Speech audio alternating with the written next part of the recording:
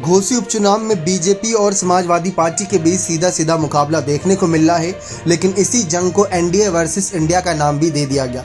जहां एनडीए की तरफ से ओपी राजभर, अनुप्रिया पटेल जैसे बड़े दलों ने ताल ठोकी, तो वहीं दूसरी तरफ समाजवादी पार्टी के सहयोगी दल गायब नजर आ रही हैं। जी हां, एक तरफ दारा सिंह चौहान को बीजेपी ने प्रत्याशी बनाया है, तो अखिलेश यादव ने सुधाकर सिंह को प्रत्याशी बनाया है। लेकिन घोसी प्रचार के दौरान देखा जाए तो एनडीए के लगातार एक के बाद एक बड़े दल इसमें जाकर अपनी तारीफें कर रहे हैं और बीजेपी की तारीफों के साथ साथ इस सीट का जीत का दावा कर रहे हैं। लेकिन दूसरी तरफ यहां से समाजवादी पार्टी के सहयोगी दल गायब हैं। जानकारी दे दें कि घोसी उपचुनाव के लिए 5 सितंबर को वोटिंग होगी। इस उपचुनाव के लिए जब नतीजे आएंगे तो 8 सितंबर को नतीजे आएंगे। लेकिन उपचुनाव में कहीं ना कहीं अखिलेश के सहयोगी दल नजर नहीं आ रहे, या यूं कहा जा सकता है कि अखिलेश ने उनको नहीं बुलाया है।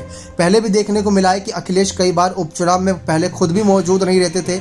हाल ही में खतौली या मैनपुर या रामपुर की बात कर ले तो वहां तो मौजूद थे, लेकिन उससे पहले जितने भी उपचुनाव हुए, चाहे रामपुर की लोकसभा सीट की बात कर ले, आजमगढ़ की लोकसभा सीट की बात कर ले, वहां पर प्रचार करने नहीं जाते थे। तो अब यहां पर हालात बदल चुके हैं। अब अखिलेश के लिए हर एक सीट बहुत इंपॉर्टेंट है। लेकिन इस बीच पल्लवी पटेल जैसे एक बड़ी शानदार नेता जो ऐसी सीटों पर अपनी मौजूदगी अगर दर्ज कराएगी तो काफ़ी कुछ असर पड़ेगा। आपको याद दिला दें कि पल्लवी पटेल मैनपुरी के जब उपचुनाव हो रहे थे उस दौरान भी थोड़ी नाराज़ थी, और खतौली और रामपुर के उपचुनाव के दौरान भी थोड़ा बहुत नाराज़ नजर आ रही थी।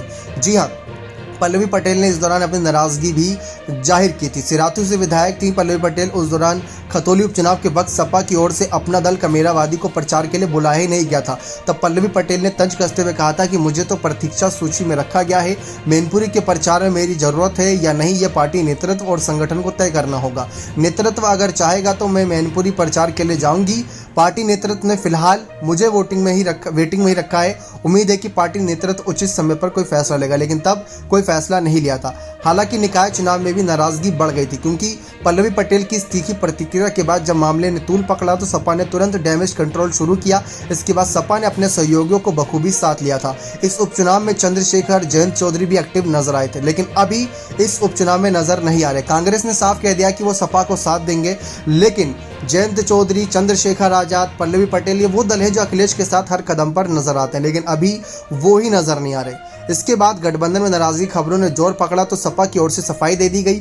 बाद में जयंत चौधरी ने भी खंडन किया था। मतलब तमाम चर्चाएं चलती रहती हैं, लेकिन इस दौरान घोसी विधानसभा सीट के उपचुनाव की भी चर्चा जारी है। चाचा शिवपाल प्रचार करने पहुंचे, लेकिन अखिलेश अभी तक नहीं पहुंचे। साथ ही साथ जिन को स्टार प्रचारक की भूमिका दी थी उनमें से कुछ ही नेता वहां पहुंचे, बाकी नेता नजर नहीं आ रहे। तो क्या सपा ने इस सीट पर हथियार डाल दिए हैं? सहयोगी दल कहाँ है? सबसे बड़ा सवाल ये है। पल्लवी पटेल अगर नाराज हो गई तो चर्चा ये थी कि अनुप्रिया पटेल के साथ ही कहीं ना कहीं बीजेपी के साथ जा सकती हैं, लेकिन पल्लवी पटेल ने इस पर साफ कह रखा है कि अभी सपा के साथ हमारे रिश्ते मधुर हैं, तो इसमें कोई दिक्कत परेशानी नहीं, हम उनके साथ बने रहेंगे। लेकिन अगर ऐसी नाराजगी चलती रही तो साथ छोड़ने में ज़्यादा वक्त नहीं लगता। 2022 के विधानसभा चुनाव के वक्त ओपी राजभर अखिलेश के साथ थे, लेकिन आज देख लीजिए ओपी राजभर एनडीए के साथ हैं।